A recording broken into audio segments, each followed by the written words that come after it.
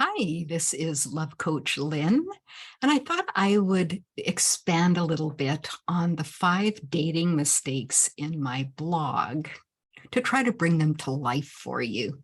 So the first one is failing to understand your own needs.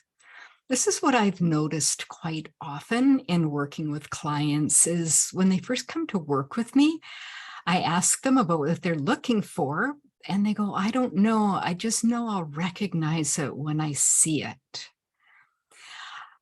To me, that is not being very well prepared. And yes, you may resonate with somebody, but I think it's really important to be very, very clear on what your needs are and what you're looking for in a relationship. Let me give you some examples. Say you're polyamorous and you would like a partner who is also polyamorous.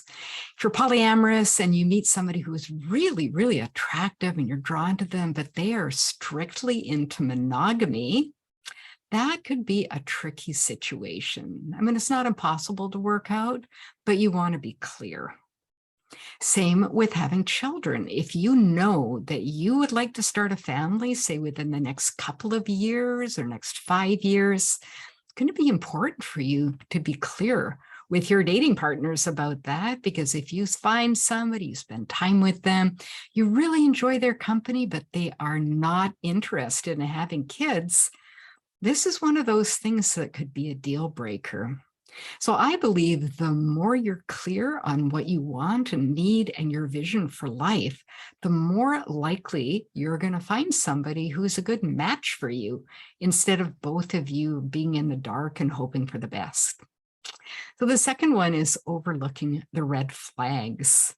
If you've been dating a lot, you really want to get off those dating sites and you meet somebody who's pretty much okay, but there are some red flags. Yeah, I noticed them, but I guess it's not that important. Or, yeah, I don't like that about that person, or I'm concerned about it. But you know what? If we get together, I'm sure I can change them. Well, you can imagine how well that's going to go. I think it's really important to be clear. What are the red flags you're noticing? Is it how the person treats you? Is it how they treat, say, a server in a restaurant? There are lots of how they talk about their ex.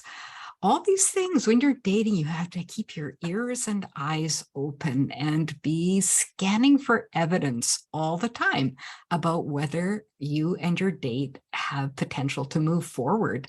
And if you don't, I know it's hard often for people because they don't want to hurt somebody's feelings. Much better to end it early on than later when it gets much, much harder to extricate yourself. Number 3 is rushing the process.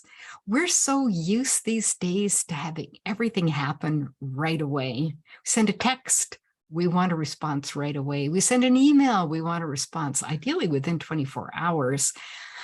And we have a tendency to forget the value of slowing down. I mean, think about fast food. Yes, it's quick and maybe even cheap, but is it really nourishing?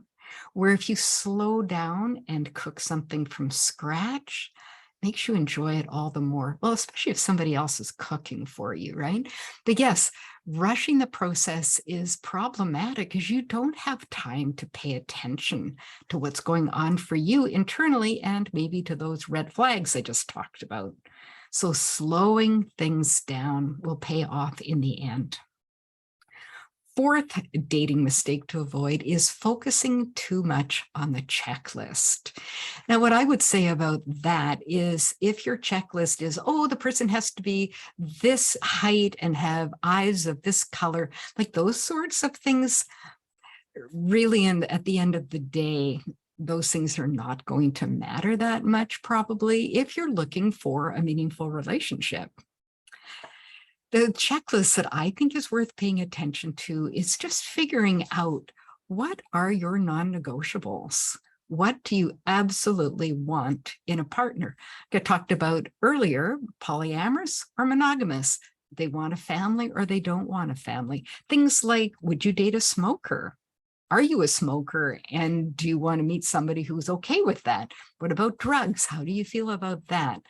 So those sorts of things I think are very important to have on the checklist. but make sure that they are things that are really going to matter at the end of the day. And again, it depends your purpose in dating. Are you looking for a long-term relationship? Are you looking for marriage? Or are you looking for somebody casual to have some fun with? It's all up to you and what your end goal is. And finally, losing your individuality. So easy when you meet somebody and the chemistry is incredible and you want to spend every moment with them, and you start to lose touch with friends and family. Maybe you don't keep up on things that you need to do for work or home. Losing your individuality is always a danger, really, when you're caught up with somebody that you're really attracted to. So again, all these other suggestions about slowing things down, it's very important to be sure that you check in with yourself and make sure that you're not tolerating things that you don't want, or that you're losing some of the things that are important to you. Friends, families, habits, like journaling, for example. Do you have time to do the things that bring you joy? Or are you spending all your time with this person and losing yourself? So I hope this little video is helpful for you, just expanding on some of the points in the blog. And of course, if you have any questions, you can contact me. Ideally, if you book a discovery session, we can talk more about this, how it might be helpful for you to work with me in preventing these dating mistakes and having more fun and better results. Talk to you soon. Bye-bye.